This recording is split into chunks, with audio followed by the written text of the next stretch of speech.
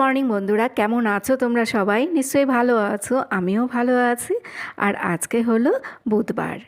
গতকাল মঙ্গলবার দিন একাদশী ছিল, আজকে পারণের দিন। তাড়াতাড়ি করে ঠাকুর ঘরে যেতে হবে।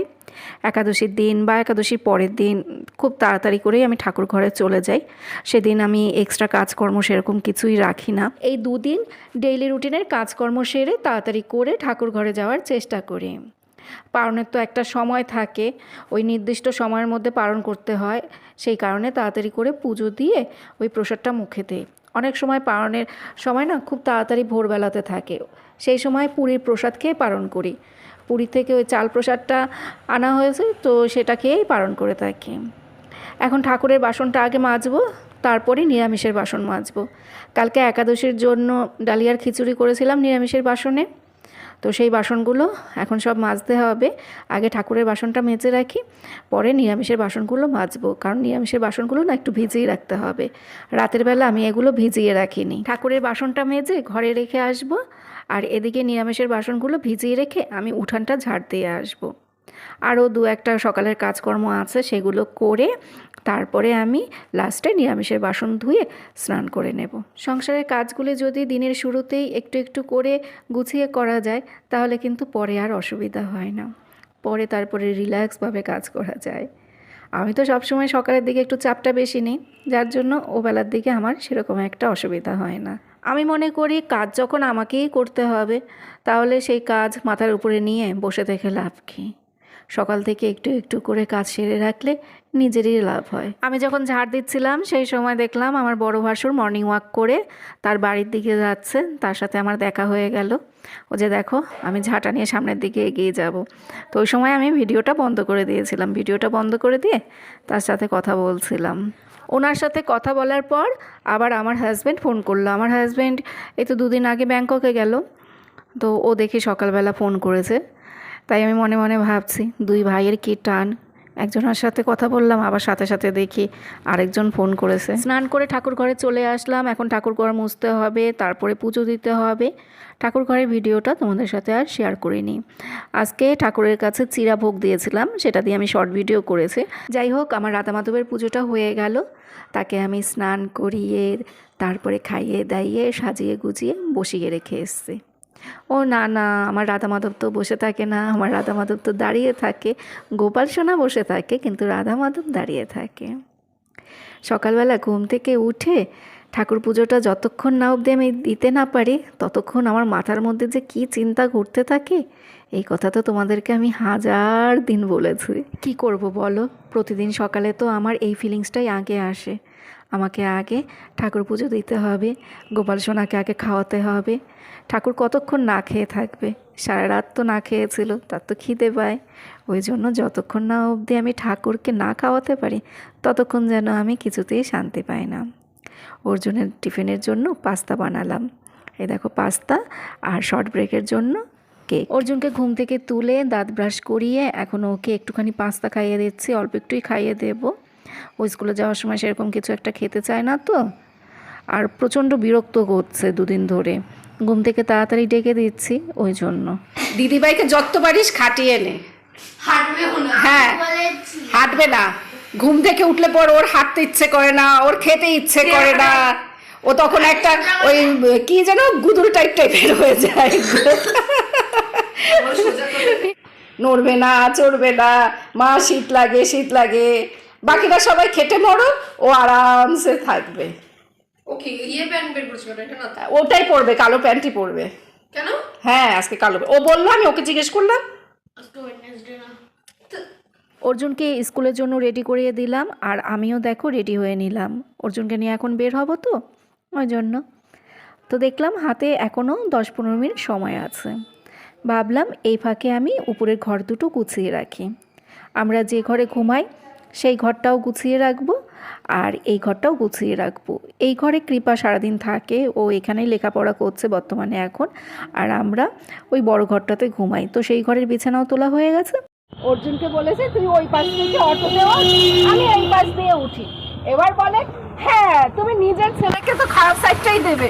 ও ওই পাশে গিয়েছিল, ওই পাশে গিয়ে দেখে গোবর ভর্তি। বলে তুমি তো নিজের ছেলের জন্য খারাপ সাইডটাই রাখবে, নিজে ভালো সাইড দিয়ে উঠছে আর ছেলের জন্য খারাপ সাইডটা রেখেছে।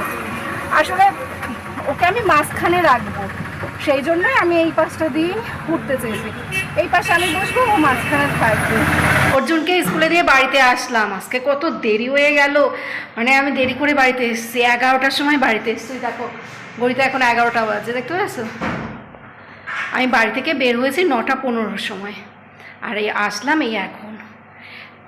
ওই লাউ পাতা দিয়ে ডাল রান্না করেছি, সেটা তো হয়ে গেছে। এবার সয়াবিন দিয়ে ডিম রান্না করব। তো সব কিছু জোগাড় করেই রেখে গিয়েছি, এখন শুধু ওই কড়াইতে বসাবো। তো ঝটপট করে আমি ওই ডিম আর সয়াবিনটা একসাথে রান্না করে ফেলি। ওই সেদিন সয়াবিন সেদ্ধ করেছিলাম, একটু বেশি হয়ে গিয়েছিলো, তো সেটা ফ্রিজে রেখে দিয়েছি, ওটাই ওই ডিমের ঝোলের মধ্যে দিয়ে দেবো। মশলাপাতি সব রেডি করা, এবার কড়াইতে বসিয়ে দে। স্কুলে আজকে একটু গল্প করছিলাম, ওই এক বন্ধুর সাথে অনেকক্ষণ দাঁড়িয়ে গল্প করেছে। তারপরে না অনেকক্ষণ বাইরে এসে অটোর জন্য দাঁড়িয়ে রয়েছে, অটো পাচ্ছিলামই না। তারপর তো সেই ভ্যানে করেই আসতে হলো, আর সেই ভ্যান এমনি ভ্যান ছিল, ওই যে ওই মোটরের যে ভ্যানগুলো হয় সেগুলো না, এমনি ভ্যান ছিল। টিকটিক টিকটিক করে এসছে, তো ওই জন্য আরও বেশি দেরি হয়ে গেছে। মানে যেদিন দেরি হয় না সেদিন সব দিক দিয়ে দেরি হয়। 1 নাম্বার স্কুলে বান্ধবীর সাথে গল্প করাতে দেরি হলো। 2 নাম্বার অটোর জন্য প্রায় আমি 15 থেকে 20 মিনিট দাঁড়িয়েছিলাম, একটা অটোও পাইনি। সব অটোগুলো ওদিক থেকে লোক নিয়ে আসছিল। তারপরে যাও বা একটা ভ্যান পেলাম, সেই ভ্যান আবার ওই এমনি নর্মাল ভ্যান, ওই মোটরের গাড়ি না, সেই জন্য আরও বেশি দেরি হয়ে গেল। আসার সময় আবার বাজার করে নিয়ে এসেছি, কাঁচা লঙ্কা আর টমেটো নিয়ে এসেছি। প্রতিদিনই তো কিছু না কিছু কিনতে হয়। এই যে দেখো কাঁচা লঙ্কা আর টমেটো এগুলো নিয়ে এসেছি। কাঁচা লঙ্কা ছিল না, এবার এই কাঁচা লঙ্কা টমেটো দিয়ে ডিমটা রান্না করি। তো এই রান্নাবান্নার ভিডিওটা এখন আর তোমাদের সাথে শেয়ার করছি না, আমি রান্না করে তারপরে তোমাদেরকে দেখাবো। আজকে বাজার থেকে আর মাছ আনলাম না, একসাথে ডিম আর সোয়াবিন রান্না করে নিচ্ছি। অর্জুন মাছ খেতে পছন্দ করে না, তো এবার ওর জন্য আবার কিছু একটা আলাদা করে রান্না করতে হবে। তো ভাবলাম একসাথে ডিম আর সোয়াবিন রান্না করি, ওই দিয়ে আমাদের 3 জনের হয়ে যাবে। আমরা 3 জনই ডিম আর সোয়াবিন খেতে ভালোবাসি। ডিম আর সোয়াবিন একসাথে রান্না করলে সোয়াবিনটাও খাওয়া হলো, ডিমটাও খাওয়া হলো। আজকাল একটা ব্যাপার খেয়াল করছি, চিকেন, মাছ বা ডিমের মধ্যে যদি আলু দেই, সেই আলুটা কেউ খেতে চায় না। আমার বর খাবে, ও খেতে ভালোবাসে, কিন্তু ছেলে মেয়ে কেউ খেতে চায় না। সোয়াবিনটা বসিয়ে দিয়ে বাইরে আসলাম, ফুল গাছগুলো তো জল দেবো। এই যে আমি তো মনে করেছি বৃষ্টি হবে, সকালবেলা সেই রকমই ওয়েদার ছিল, তা এখন তো দেখছি বৃষ্টি আর হবে না, বেশ ভালোই রোদ উঠেছে। ওই জন্য গাছগুলোতে ভাবলাম জল দিয়ে দিই। কালকেও জল দেওয়া হয়নি, কালকেও মেঘলা আকাশ ছিল, মনে করেছিলাম বৃষ্টি হবে, সেরকমই খবরে বলেছিল যে বৃষ্টি হবে 2 দিনের মধ্যে একদিন। ডিম আর সোয়াবিন রান্না হয়ে গেল, ঢাকা দিয়ে রাখি। একটু পরে এসে এটা নামিয়ে রাখবো। রান্নার পর না আমার একটু কড়াইতে রাখার অভ্যেস আছে। যে কোনো জিনিস রান্না করার পর জানো তো কড়াইতে এইভাবে ঢাকা দিয়ে রাখতে আমার ভালো লাগে। আমার মনে হয় রান্নার পর যদি খাবারটাকে কড়াইয়ের মধ্যে এইভাবে কিছুক্ষণ সময়ের জন্য ঢাকা দিয়ে রাখা যায়, তাহলে মনে হয় তরকারিটা দেখতেও একটু ভালো লাগে, আর এটার একটু স্বাদটাও বাড়ে। আমার এটা মনে হয়। আমাদের মানুষদের মধ্যে কিছু ব্যাপারে কিছু বিশ্বাস বা ধারণা মনের মধ্যে এমনভাবে শিকড় গেড়ে বসে, আমরা যেন তার মধ্যে থেকে বেরোতেই পারি না।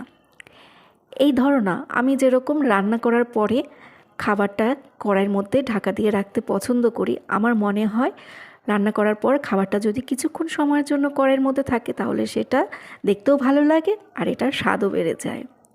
এবার আমাকে মানুষ যত যাই বোঝাক না কেন, আমি এর বাইরে বেরোতে পারি না।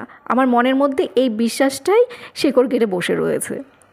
সমাজে এমন কিছু মানুষ থাকে, তারা যেটা বিশ্বাস করে তাদেরকে যতই বোঝাও না কেন, তারা সেই বিশ্বাসের বাইরে বেরোতে পারে না। এই দেখো গ্রিলের কি অবস্থা, দেখো, দেখতে পেয়েছো? তো এগুলো না মুছলে হয়? সপ্তাহখানিক আগে মোছা হয়েছে, 1 সপ্তাহের মধ্যে দেখো কি হয়েছে। আমার মা বলবে এত কাজ করিস না, এত কাজ করিস না। হ্যাঁ, কী করবো বলো? এরকম যদি জিনিসপত্র নোংরা হয়ে পড়ে থাকে, তখন কাজ না করে থাকা যায়? এত নোংরা জিনিস দেখতে ভালো লাগে? 1 সপ্তাহের মধ্যে তো হাত দেয়নি, লোকে এসে দেখলে ভাববে আমি মনে হয় এগুলো পরিষ্কার করি না, জীবনেও পরিষ্কার করিনি, এরকম মনে করবে। রাস্তার ধারে তো হেভি ধুলো পড়ে, এই একটু হাত মোছা করে রাখি, 2 দিন একটু তাও দেখতে ভালো লাগবে। এই যে বারান্দার সমস্ত গ্রিলগুলো মোছা হয়ে গেল। এবার এই পুরোনো কাপড়টা রেখে দিই। এটা বুঝলে তো আমার এই বারান্দাতেই থাকে, বারান্দার গ্রিলের মধ্যে আমি রেখে দিই। হাতের কাছে থাকলে তাহলে চট করে আবার মোছা যায়। ওই ধরো বিকেলের দিকে কোনো সময় হয়তো বারান্দায় আসলাম, সেই সময় হয়তো চট করে মুছতে পারলাম। এই যে এটা এখানেই রেখে দেবো, এখানেই থাকবে। তো এখন আর ব্লগ করব না, এখন আমি ভিডিও এডিট করব। ভিডিওটা এডিট করি, আপলোড করি। আবার 3টের সময় অর্জুনকে আনতে যেতে হবে।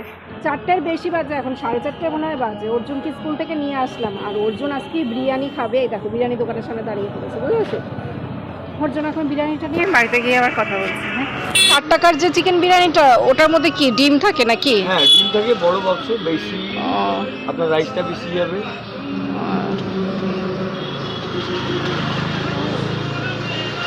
তাহলে 160-এরটাই দিন।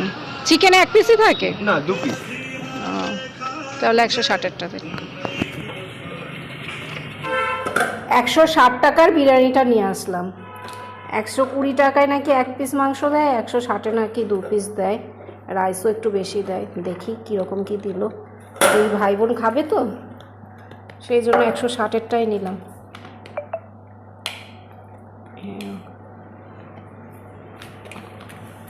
লেগ পিস এই ছোটোটা দিয়েছে। এত কিছু করেছে তো একটা জিনিসটা ছোট দিতে হবে। সাথে রায়তা দিয়েছে আর স্যালাড রয়েছে। 4:04 বাজে, আমরা মা ছেলে আবার বেরোচ্ছি। আমরা শুধু বাইরে বাইরে ঘুরছি, তাই না? আমরা এখন পড়াশোনা করতে যাচ্ছি, ও ম্যামের বাড়িতে যাচ্ছে। ব্যাগটা তো আমার কাঁধেই থাকে, সাইকেল নিয়ে বেরোবো। ওদিকে কুকুরে কুকুরে ঝগড়া করছে, বুঝেছো? দেখি উদয়দাকে একটু বলি দাঁড়াতে। এই কুকুরের জন্য না যাওয়া আসা করা যায় না, সাইকেল নিয়ে গেলে আরও ধাওয়া করে। একটু এগিয়ে দেন না। ও ওখানে মনে হয় কুকুরে ঝগড়া করছে। আপনাকেও তাড়া করেছে? দেখেছেন কিরকম করছে? আজকে সকালবেলাও দেখছে ওইখানে চিল্লাচিল্লি করছে। সকালবেলা আমি ওই স্কুলে যাওয়ার সময় সকালবেলা আমি যাচ্ছি, ভালো দেখি হাউ করো না, চুপ কর, উঠলো না, শুয়ে থাক। এই যে আমার সাইকেল। তো চলো পরে আবার ব্লগ হবে। অর্জুনকে টিউশনিতে পড়তে দিয়ে এসে তারপর বাড়িতে চলে আসলাম। কিছুক্ষণ পরে দেখলাম আমার ভাগ্নি জামাই এসছে। ভাগ্নি জামাইয়ের জন্য চা বানাচ্ছি এখন। চা আর বিস্কুট দিলাম ভাগ্নি জামাইকে। ঘরে সেরকম কিছুই ছিল না, সেই জন্য শুধু চা বিস্কুটই দিতে হলো। চাউমিন বা অন্য কোনো টিফিন যে বানিয়ে দেবো সেই সময় তো জামাই আমাকে দেবে না। জামাই তো শুধু যাই যাই করছে, মানে ওই চাটুক কোনো রকমে খেয়ে জামাই বেরিয়ে গেল। আর জামাই বিয়ের নেমন্তন্ন করতে এসেছিল। হ্যাঁ, সাবু আর ফল খেয়ে থাকতে হয় একাদশীতে। এই যে আমরা যা খাই এটা একাদশীর না। আর একাদশীর যদি অরিজিনাল তোমার করতেই হয় তাহলে তোমার আগের দিন কিন্তু স্বজন থাকতে হয়। হ্যাঁ, আগের দিন নিরামিষ খেতে হয়। দিনও কিন্তু তাই। আমরা তো মানে কোনো রকমে ওইভাবে করি, ওই দিনটা কেটে গেলে বাঁচি, এরকম একটা না খেয়ে থাকতে পারি না, শুধু ফল সাবু খেয়ে থাকতে পারি না। না, থাকা যায় না। আমরা তো শোনো, আমরা এই সারাদিন গাড়ি বাড়ি চালাই, এদিক ওদিক ঘুরি। এমনি শরীর বয়স টয়স হয়ে গেছে, আর রক্ত দৌড়াদৌড়ি পারি না। আর তোমার মামার সুগার, সে তো আরো আগে পারে না, তার তো একটু পরপরই খিদে পায়।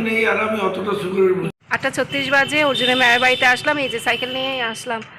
আসার সময় খুব জোরে জোরে সাইকেল চালিয়ে এসেছি। যাওয়ার সময় আর অত জোরে চালাতে পারবো না, অর্জুন সাথে থাকবে তো, সেই জন্য খুব কষ্ট হয়ে যাচ্ছে। এতবার করে বারবার বেরোতে হচ্ছে তো আমার ভীষণ কষ্ট হচ্ছে। এখন মনে হচ্ছে বাড়িতে গিয়ে আমি বডিটাকে ফেলতে পারলে বাঁচে, কিন্তু এখনও কত কাজ টাজ করতে হবে ঘরে গিয়ে, সেরকম কাজ নেই।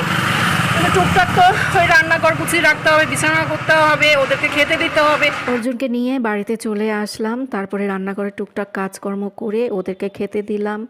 আমি মুখে ফেস প্যাক লাগালাম, তারপরে এখন ফেস যোগা করছি। শরীর আর দিচ্ছে না, আর ভালো লাগছে না। সকাল থেকে অনেকবার বাইরে বের হয়েছি, এটাই আমার কাছে বেশি চাপের। সংসারের কাজ তো সবসময়ই করি, সংসারের কাজ করতে অতটা প্রবলেম হয় না, কিন্তু বারবার এই যে বাইরে যাওয়া আসা করছে না, এতেই আমার খুব অসুবিধা হয়ে যায়। আমার কিন্তু আজকে ফেস যোগা করতে ইচ্ছে করছিল না, কিন্তু আমি ভাবলাম 2-3 দিন ধরে এই ফেস যোগা মাত্র শুরু করেছি, এখনই যদি আলস্য করে না করি তাহলে আস্তে আস্তে আমার অভ্যেসটা কেটে যাবে। টানা যদি 1 মাস করি তারপর না অভ্যেস হয়ে যাবে, তখন যতই চাপ থাক তখন আমার কিন্তু অতটা অসুবিধা হবে না। যেহেতু এই কাজটার সাথে আমি অভ্যস্ত না, ওই জন্য আমার একটু অসুবিধা হচ্ছিল। একটা কাজের সাথে অভ্যস্ত হয়ে গেলে না পরবর্তীতে আর কষ্ট হয় না। হাজব্যান্ড বাড়িতে না থাকায় কাজের চাপে আমি এখন মণিহারা ফণী হয়ে আছি। রবীন্দ্রনাথের একটা গল্প আছে না, মণিহারা, ছোটোবেলায় পড়েছিলাম। তো আমার অবস্থা এখন সেরকমই। এখন আবার অর্জুনকে পড়তে বসাতে হবে, ওকে টাস্ক করাতে হবে, আর সেই সাথে আমার মুখও চালাতে হবে, কারণ ও তো ধৈর্য ধরে বেশিক্ষণ সময় পড়ে না। একটুখানি পড়বে আবার দুষ্টামি শুরু করবে। ওই ধরো পেন্সিলটা নিয়ে দেয়ালের মধ্যে ঘষতে শুরু করবে, বিছানার মধ্যে ঘষতে শুরু করবে, জলের বোতল থেকে বিছানার মধ্যে জল ফেলবে। তারপর আমি ওদিকে চেঁচামেচি করতে থাকবো। আমি চেঁচামেচি করি আর যাই করি, ও কিন্তু ওর দুষ্টামি ঠিক বজায় রাখে। তো ওই চেঁচামেচি করলে না আমি আরও বেশি দুর্বল হয়ে পড়ি, শরীর আমার আরও বেশি খারাপ লাগে। তো যাই হোক, এই দেখো ছেলে মেয়ে দুজন পড়াশোনা করছে আর আমি পাশে শুয়ে রয়েছি, কারণ এরা যখন পড়াশোনা করে তখন আমি মোবাইলও দেখতে পাই না, কারোর সাথে কোনো কথাও বলতে পারি না। কি আর করব, আমি এরকম পাশে শুয়েই থাকি। তাছাড়া আজকে তো আর শরীর ভালোও লাগছে না, আমার ইচ্ছে করছে এখন ঘুমিয়ে থাকতে। তাহলে বন্ধুরা, এখনকার মতো ব্লগ শেষ। আগামীকাল আবার নতুন একটা ব্লগে দেখা হবে। তোমরা সবাই ভালো থেকো, সুস্থ থেকো, সাবধানে থেকো। Good night. আগামীকাল আবার দেখা হবে।